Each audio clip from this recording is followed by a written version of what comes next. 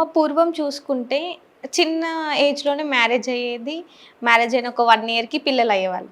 కానీ ఇప్పుడు చూసుకుంటే లైఫ్‌లో సెటిల్ అయిన తర్వాత మ్యారేజ్ చేసుకుంటామని, ఆఫ్టర్ 30 ఇయర్స్ తర్వాత కూడా చేసుకునే వాళ్ళున్నారు. హ్మ్. ఇప్పుడు చూసుకుంటే పెళ్ళైనంక ఒక 10 సంవత్సరాలకు, 15 సంవత్సరాలకు పిల్లలు అయితున్నారు కదమ్మా! హ్మ్. అంటే పిల్లలు కాడానికి ఏమన్నా పూజలున్నాయా అమ్మ మరి? ఏంటంటే ఎక్కువ ఇప్పుడు అబ్బాయిలు ఫోన్ యూస్ చేస్తారు. హ్మ్. రేడియేషన్ ప్రభావాలు గానీ, హ్మ్. వ్యవసాయ ఉత్పత్తులు గూడా మనకు ఒరిజినల్ ఫుడ్ ఎక్కడ దొరుకుతుంది?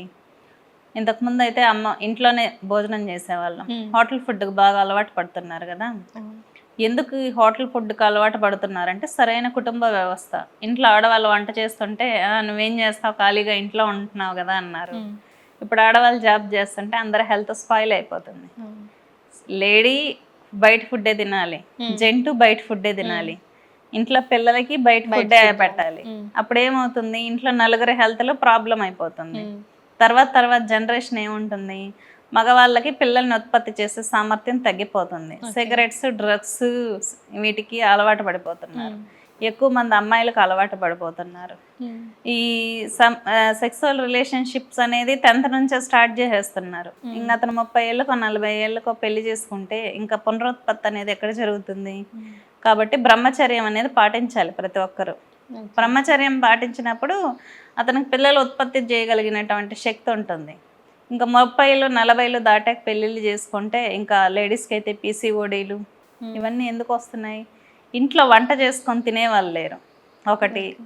అందరూ జాబ్స్ చేస్తుంటే హెల్త్ ఎవరు పట్టించుకుంటారు? హ్మ్. మన జనరేషన్‌లో అయితే మన మమ్మీస్ పెట్టారు మన అమ్మలు. హ్మ్. బాగా పెట్టేవాళ్ళు. ఇంట్లోనే వండి, వండి హ్మ్. తిను, తిను, తిను అని పక్కన కూర్చొని పెట్టేవాళ్ళు.